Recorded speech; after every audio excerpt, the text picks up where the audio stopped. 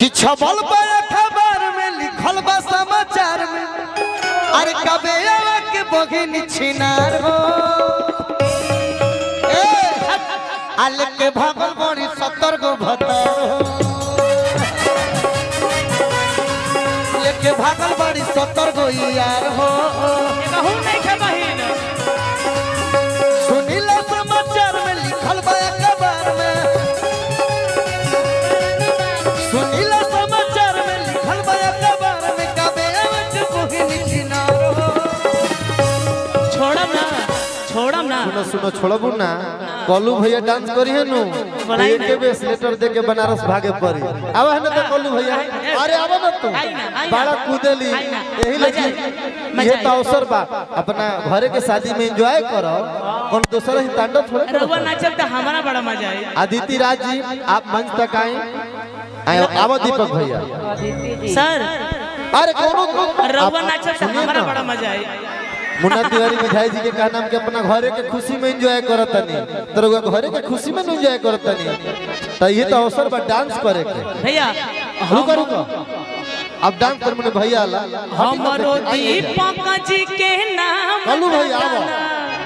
आओ सटा तो रुका है हमारा दीपक जी के नाम का ताना तब पूरा दीपक जी रुको रुको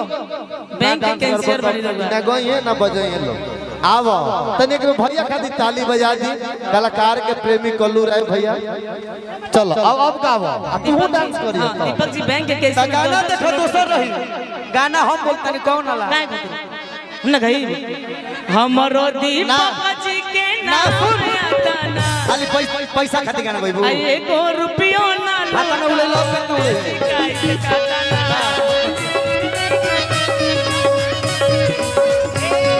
एको रुपयो ना लूटवाले शिकायत का ताना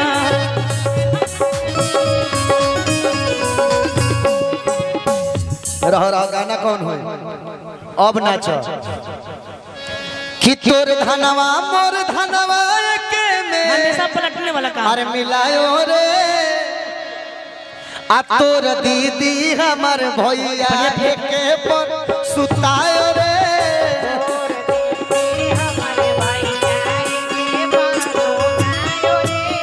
अब रुक जा एकरा बाद होई कि धान कुटुरे बुधवा धान कुटुरे क्या बता बुधुआ चलो कलू भैया अब अरे बुधवा अहे गाबे आवा के ओखरी में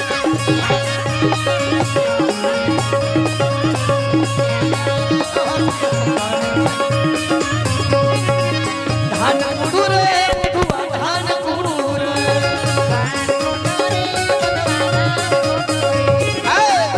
हे गाबे आवा के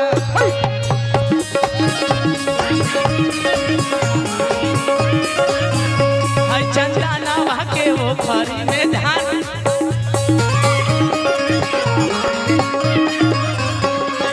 आदित्य बाबू आप भी मंच पे आ जाइए आदित्य जी आदित्य राज धनंजय भाई भागोरा तो ट्रेन ले चापा पड़ जी हेलो थोड़ा सा लेवल बढ़ाइए रितेश भैया हेलो मॉनिटर में हाँ हाँ हम जाम के आदित्य राज जी भाई धनंजय शर्मा जी आप मंच तक आए हम मोहम्मद अपना ध्यान समय के देखते हुए सब चीज संचालित करीला बहुत सारे कलाकार खूब हैं। दिल के अजीज अच्छा ये गीत गा लीजिए तब तक मैं आवाज देता हूँ चंदन भाई एक आप सेट सॉन्ग गा लीजिए और धनंजय भाई जिन्होंने नवजिया वैद गा करके गाने से ऐसा इलाज किया कितने लोगों का गीत सुन करके बीमारी ठीक हो गई उस गीत के अंदाज को व्यक्त करने के लिए गहरुआ तड़ारी विधानसभा के इस पावन पवित्र वसुंधरा के धरती पर हम स्वागत करते नहीं भाई धनंजय जी के अदिति राज जी जेकर मंच के अंदाज अलग बाटे आप दोनों लोग मंच तक आए दिल से स्वागत बा अभिनंदन बा छोटू बाबू हमारे गुरमुरी से बैठ जा एगो सेट सुंगा ले का भूल कल्लू भैया ये तो बुझाता कि मछड़ी तू लोग तो पूरा में बर्बाद करबो का पैसा के फेरा में